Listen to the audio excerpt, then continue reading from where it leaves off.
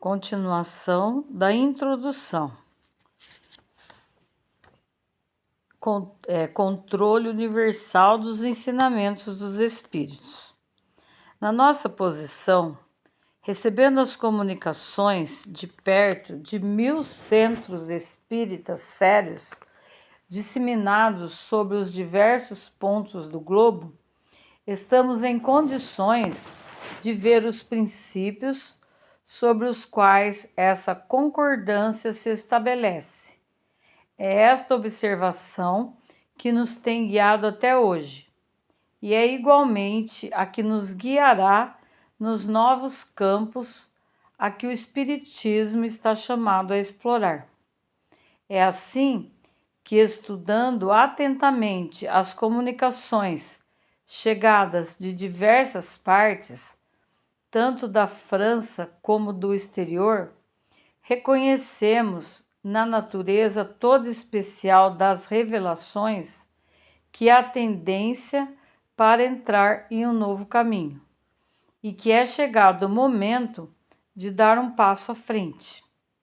Essas revelações, por vezes feitas com palavras veladas, frequentemente passaram desapercebidas para muitos daqueles que as obtiveram. Muitos outros acreditaram tê-las com exclusividade. Tomadas isoladamente, para nós seriam sem valor. Só a coincidência lhes dá gravidade. Depois, quando é chegado o momento de liberá-las à luz da publicidade, cada um, então, se lembra de ter recebido instruções no mesmo sentido. É este o movimento geral que observamos, que estudamos, com a assistência dos nossos guias espirituais e que nos ajuda a julgar da oportunidade para fazermos uma coisa ou dela nos abstermos. Esse controle universal é uma garantia para a unidade futura do Espiritismo e anulará todas as teorias contraditórias. É nele que no futuro se procurará o critério da verdade. O que faz o sucesso da doutrina formulada em O Livro dos Espíritos e em O Livro dos Médiuns foi que por toda parte, cada um pôde receber diretamente dos Espíritos a confirmação do que eles contêm. Se de todas as partes os Espíritos tivessem vindo contradizê-los, esses livros teriam, depois de tanto tempo, suportado a sorte de todas as concepções fantásticas. O próprio apoio da imprensa não os teria salvo do naufrágio, ao passo que, privados desse apoio, não tiveram um caminho menos rápido, porque tiveram o apoio dos espíritos, cuja boa vontade compensou, em muito, a má vontade dos homens. Assim o será com todas as ideias emanadas dos espíritos ou de homens que não puderam suportar a prova deste controle, do qual ninguém pode contestar o poder. Suponhamos, pois, que alegrasse a certos espíritos ditar, sob um título qualquer, um livro em sentido contrário, suponhamos mesmo que, numa intenção hostil, e com o objetivo de desacreditar a doutrina, a malevolência suscitasse comunicações apócrifas. Que influência poderiam ter esses espíritos se são desmentidos de todos os lados pelos espíritos? É da adesão destes últimos que seria preciso se assegurar, antes de lançar um sistema em seu nome. Do sistema de um só ao de todos, há a distância da unidade ao infinito. que podem mesmo todos os argumentos dos detratores sobre a opinião das massas, quando milhões de vozes amigas, partidas do espaço, vêm de todos os cantos do universo, e no seio de cada família os atacam vivamente? A experiência, sob esse aspecto, já não confirmou a teoria? Em que se tornaram todas essas publicações que deviam supostamente aniquilar o espiritismo? Qual aquela que apenas lhe deteve a marcha? Até hoje, não se tinha encarado a questão sob este ponto de vista, um dos mais graves, sem contradita. Cada um contou consigo mesmo, mas sem contar com os espíritos. O princípio da concordância é ainda uma garantia contra as alterações que poderiam infligir ao espiritismo as seitas que gostariam de se apoderar dele em seu proveito e acomodá-lo à sua maneira. Quem tentasse desviá-lo do seu objetivo providencial fracassaria, pela simples razão de que os espíritos, pela universalidade de seu ensinamento, farão cair toda modificação que se afaste da verdade. Resulta de tudo isso uma verdade capital. É que quem quisesse se colocar contra a corrente de ideias estabelecidas e sancionadas, poderia causar uma pequena perturbação local e momentânea, mas jamais dominar o conjunto, mesmo no presente e ainda menos no futuro. Disso resulta mais que as instruções dadas pelos espíritos sobre os pontos da doutrina ainda não elucidados não seriam lei, porquanto ficariam isoladas, que elas não devem, por conseguinte, ser aceitas senão com todas as reservas e a título de informação. Daí a necessidade de se ter na sua publicação a maior prudência, e no caso em que se acreditasse dever publicá-las, importaria não as apresentar senão como opiniões individuais, mais ou menos prováveis, mas tendo em todos os casos necessidade de confirmação.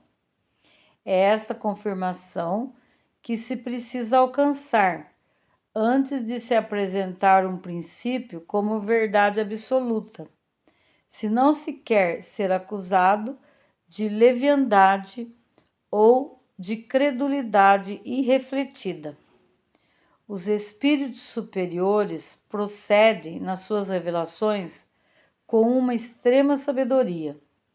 Eles não abordam as grandes questões da doutrina, senão gradualmente, à medida que a inteligência está apta a compreender verdades de uma ordem mais elevada, e que as circunstâncias são propícias para a emissão de uma ideia nova.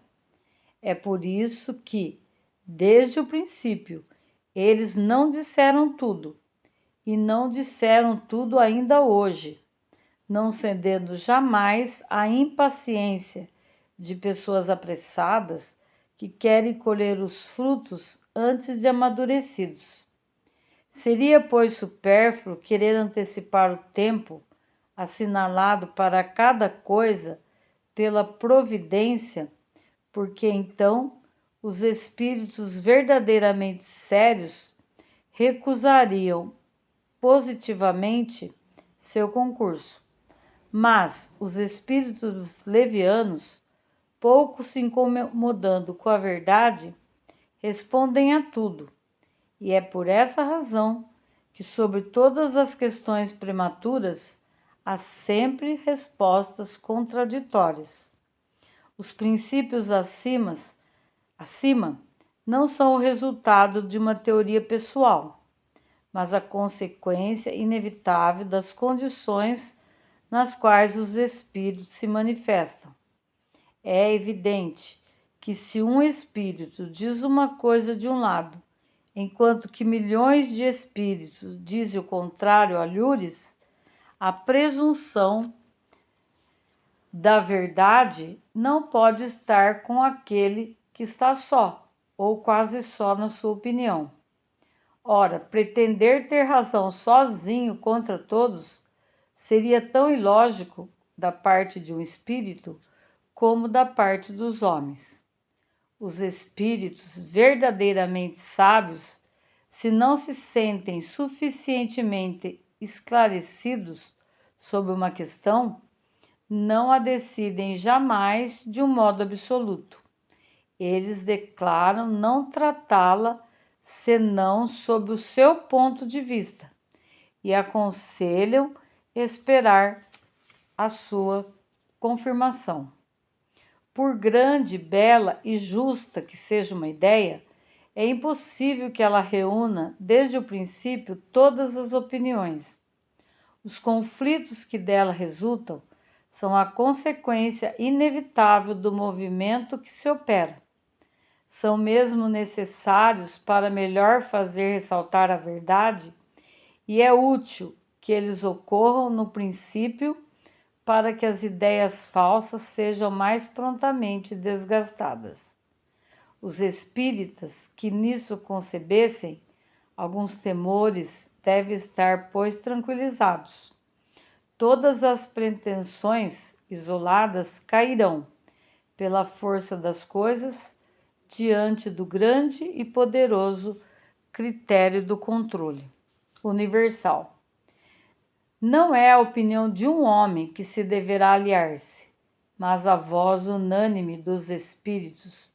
Não é um homem, não mais nós que um outro, que fundará a ortodoxia espírita. Não é tampouco um espírito vindo se impor a quem quer que seja. É a universalidade dos espíritos se comunicando sobre toda a terra, por ordem de Deus. Aí está o caráter essencial da doutrina espírita, sua força e sua autoridade. Deus quis que sua lei fosse assentada sobre uma base inabalável, por isso não a fez repousar sobre a cabeça frágil de um único homem. É diante desse poderoso Areópago, que não conhece nem os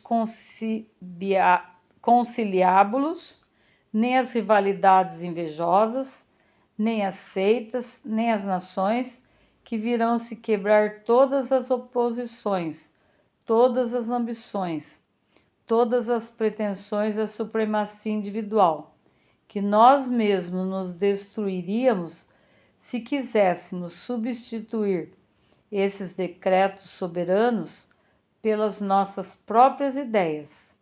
Só ele decidirá todas as questões litigiosas, fará calar as dissidências e dará razão ou não a quem de direito. Diante desse imponente acordo de todas as vozes do céu, que pode a opinião de homem ou de um espírito? Menos que a gota d'água que se confunde no oceano, menos que a voz da criança abafada pela tempestade. A opinião universal, eis, pois, o juiz supremo, aquele que pronuncia em última instância. Ela se forma de todas as opiniões individuais. Se uma delas é verdadeira, não tem senão seu peso relativo na balança. Se é falsa, não pode se impor sobre todas as outras. Nesse imenso concurso, as individualidades se apagam, e está aí um novo revés para o orgulho humano.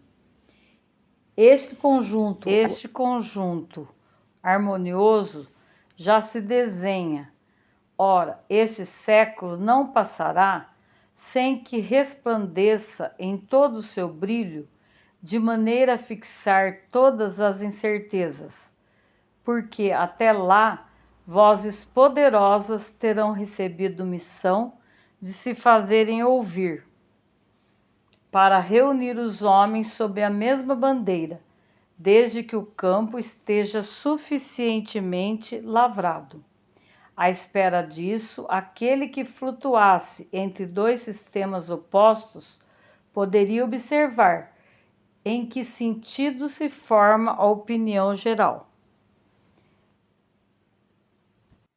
É o indivíduo certo do sentido no qual se pronuncia a maioria dos espíritos sobre os diversos pontos onde eles se comuniquem. É um sinal não menos certo daquele dos dois sistemas que dominará.